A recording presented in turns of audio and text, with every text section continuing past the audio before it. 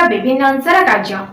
तुम शरीर विभिन्न अंग अच्छी, सब अंगर कार्य अलग अलग। सेमिति गछर मध्य विभिन्न अंश अच्छी एवं सेही अंश गुड़िकर कार्य अलग अलग होता है। गछर कौन कौन अंश अच्छी?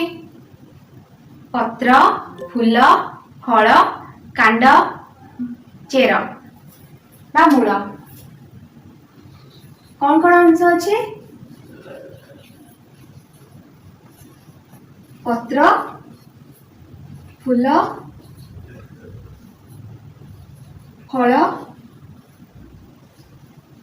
कांड, मूल। यही सबु अंश गुड़िकर कार्य अलग अलग होता है। यही चित्र रे पिलाटी कौन करुछे? गछटी को उपाड़ी देबा पई चेष्टा करुछे, किंतु गछटी को उपाड़ी पारु नाही। काहेकि काहेकि ना गछर चेर माटी को जोरे जाबुड़ी धरताए, तेणु गछटी सहजरे उपुड़े नाही। वर्तमान आउ गोटे चित्र देखिबा। एही चित्र रे जोरे पवन हेले मध्य गछ गुड़ी को उपुड़े नाहंती। काहेकि जोरे पवन हेले मध्य गछ गुड़ी को उपुड़े नाहंती, काहेकि ना गछर मूल और शाखा मूल माटी भितर को जाई माटी को जोरे जाबुड़ी धरताए, तेणु गछ गुड़ी को जोरे पवन हेले मध्य उपुड़े नाही। विद्यालय बगीचा रे बा खेल पड़िया रे थिबा कोनोसी एक छोट गछ को उपाड़ी पारुछ कि?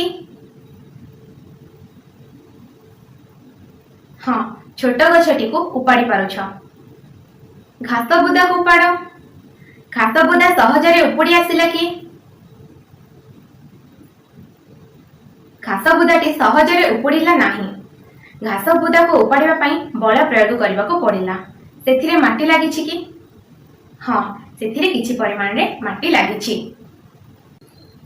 प्रथमे आमे पढ़िबा मूलर कार्य। प्रथम चित्र रे पिलाटी गछटी को उपाड़ी पार नथिला, काहेकि ना गछर मूल माटी भितर को जाई माटी को जाबुड़ी धरिथिला, तेणु गछटी सहजरे उपुड़ नथिला। एथिरे आमे जानिले जे गछर मूल माटी भितर को जाई माटी को जाबुड़ी धरिथाए। मूल माटी को जाबुड़ी धरे।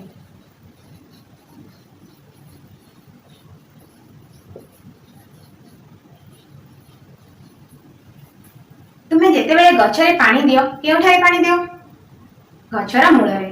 गछर मूल माटीरू जल और खनिज लवण शोषण करे गछर विभिन्न अंश को पठाई थाए।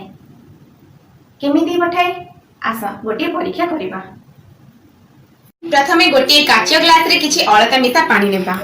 चेर न छिंडाई गोटे धला खड़ा गछ किंबा हरगोरा गछ उपाड़ी आनिबा। गछर चेर को परिष्कार भाबे धोई देबा। सेही गछर मूल को अलता मिसा पानी रे किछि समय पई बुड़ाई रखिबा।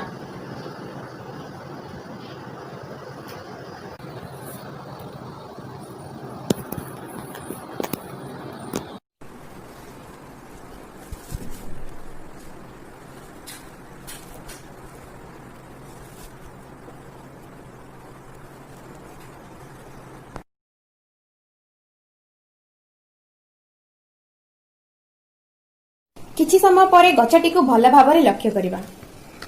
गछटीर किछि अंश लाल होई जायछि कि? हाँ, गछटीर किछि अंश लाल रंगर होई जायछि, कारण ग्लास भितर थिबा अलता पानी गछर चेर देई गछर विभिन्न अंश को जायछि, तेणु ग्लास भितर थिबा गछटीर किछि अंश लाल होई जायछि। एही परीक्षार आमे जानिले जे मूल माटीरू जल और खनिज लवण शोषण करिथाए। जल और खनिज लवण शोषण करे।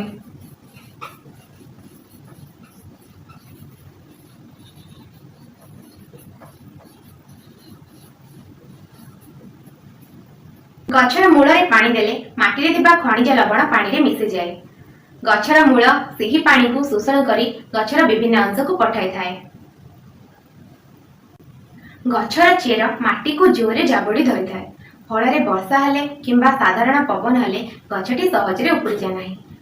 जदि वर्षा हुए पवन हुए ताहले माटी मध्य धुई हेकी किंबा उड़ीकी जिबार संभावना थाए, किंतु गछर चेरा माटी को जाबुड़ी धरथिबा फଳରେ मृत्तिका क्षय हुए नाही।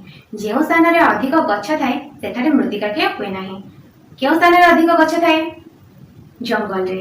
जंगल रे मृत्तिका क्षय बहुत कम परिमाण रे होय थाए। किए माटी को जोरे जाबुड़ी धरथाए? चेर। गछर केउ अंश माटी तळे थाए? ଚେର।